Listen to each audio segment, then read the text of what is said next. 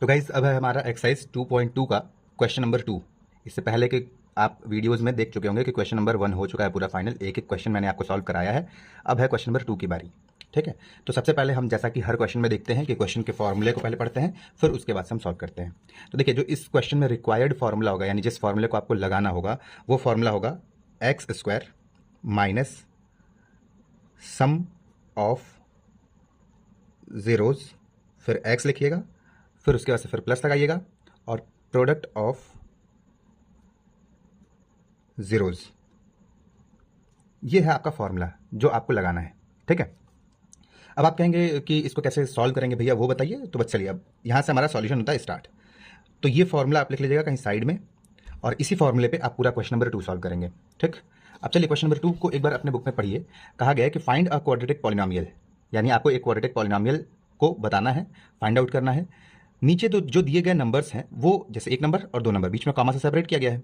कहा गया कि एक सम ऑफ जीरोज है और दूसरा प्रोडक्ट ऑफ जीरोज है, यानी सम ऑफ जीरोज की बात करें तो ये, और प्रोडक्ट ऑफ जीरोज की बात करें तो ये है।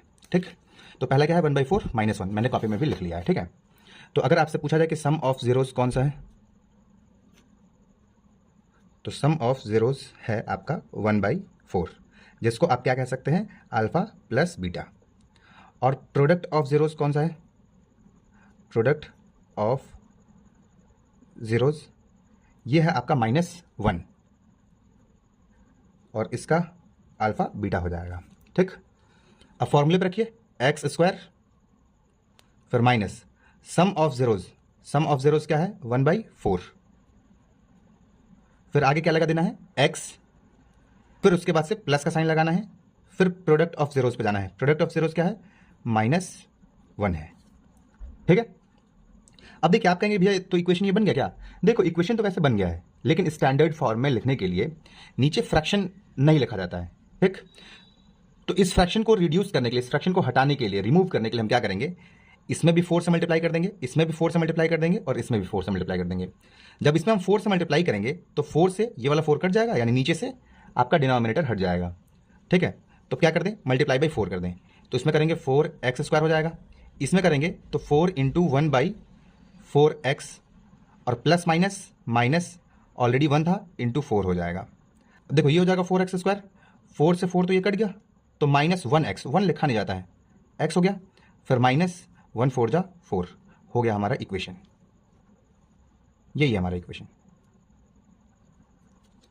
ठीक है, तो उम्मीद है कि आप ये सॉल्यूशन समझ पाए होंगे। अगर आपको स्क्रीनशॉट लेना है तो स्क्रीनशॉट लीजिए, फिर हम लोग चलते हैं नेक्स्ट क्वेश्चन पे। हाँ, अगर आप सॉल्यूशन समझ गए हैं ना, तो आप थोड़ा क्वेश्चन को पॉज करिए और फटाक से अगला क्वेश्चन खुद से सॉल्व करके और चेक करिए कि आपको आ रहा है कि नहीं आ रहा है। ठीक, √2 1/3। ठीक है, अब फिर आपको वही काम करना है जो मैंने आपको बताया है। आपको फॉर्मूला मेरे ख्याल से याद हो जाना चाहिए, अगर याद नहीं है तो फिर आप याद करिए पहले, फिर आगे बढ़िए। ठीक है, सीधा मैं चलता हूँ सॉल्यूशन पे।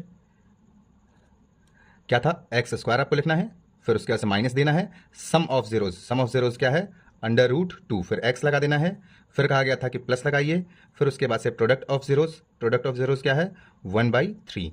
मैंने आपसे बोला था कि कभी भी फ्रैक्शन में अगर कोई नंबर है तो डिनोमिनेटर वाले नंबर से सब में मल्टीप्लाई कर दीजिए। तो क्या करेंगे, इसमें मल्टीप्लाई करेंगे, ये हो जाएगा 3x², इसमें 3 से मल्टीप्लाई करेंगे, ये हो जाएगा 3√2x, और इसमें जब हम 3 से मल्टीप्लाई करेंगे तो ये क्या हो जाएगा, 3 से 3 कट जाएगा। ठीक, तो आंसर क्या आ जाएगा 3x² - 3√2x प्लस, अब ये 3 से 3 1 बार में कट गया, 1 1 जा 1। फाइनल आंसर हमारा यहाँ आ गया। ठीक है, इसके बाद से थर्ड क्वेश्चन जो है, थर्ड क्वेश्चन भी यहीं पे देख लीजिए। थर्ड क्वेश्चन दिया गया है 0, √5। ठीक है, अब इसके सॉल्यूशन को आप देखिए। फॉर्मूला वही, पहले x², ठीक है, फिर माइनस, ठीक, फिर उसके बाद से sum of zeros, sum of zeros क्या है 0, फिर x, फिर प्लस प्रोडक्ट ऑफ जीरोज क्या है √5।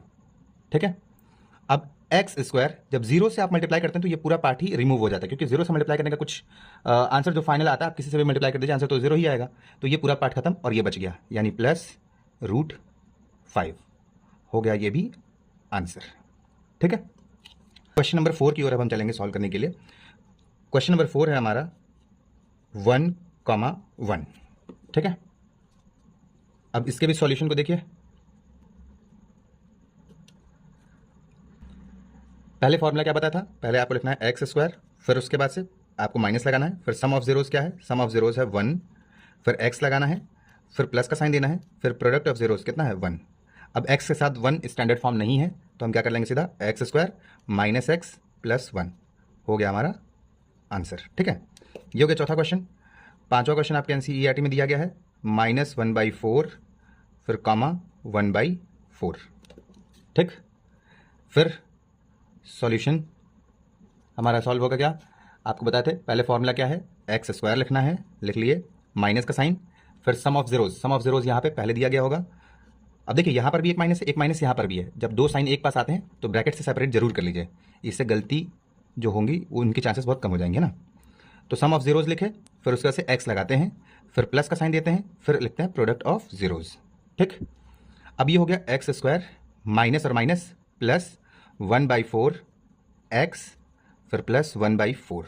मैंने क्या बोला था कि अगर डिनोमिनेटर में कोई नंबर है तो सेम नंबर से आप मल्टीप्लाई कर लीजिए तीनों में।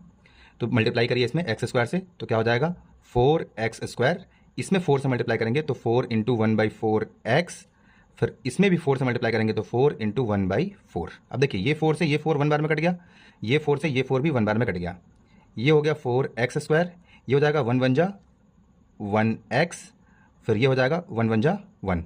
अब देखिए x के साथ 1 का होना सही नहीं है, स्टैंडर्ड फॉर्म नहीं है, तो क्या हो जाएगा 4x square plus x plus 1 हो गया हमारा फाइनल आंसर। एक्सरसाइज का लास्ट क्वेश्चन है, वो भी चलते हैं सॉल्व करने। क्वेश्चन नंबर 6 क्या है, 4,1। ठीक है, अब इसके सॉल्यूशन को देखते हैं। एक्स स्क्वायर, फिर उसके बाद से माइनस सम ऑफ जीरोज, फिर एक्स, फिर प्लस प्रोडक्ट ऑफ जीरोज। अब इसमें तो कुछ ऐसा भी नहीं है कि स्टैंडर्ड फॉर्म में नहीं है, या फिर ऐसा भी नहीं है कि कुछ फ्रैक्शन है, तो यही हमारा हो गया फाइनल आंसर। अब याद रखिएगा, इसके बाद से आपका हो गया चैप्टर नंबर 2 हो गया खत्म एनसीईआरटी से। पहला हो चुका था, दूसरा हो चुका, अब इसके बाद से जो स्टार्ट होगा वो होगा थर्ड चैप्टर। ठीक है, तो थर्ड चैप्टर के लिए आप नेक्स्ट वीडियो का तब तक वेट करिए।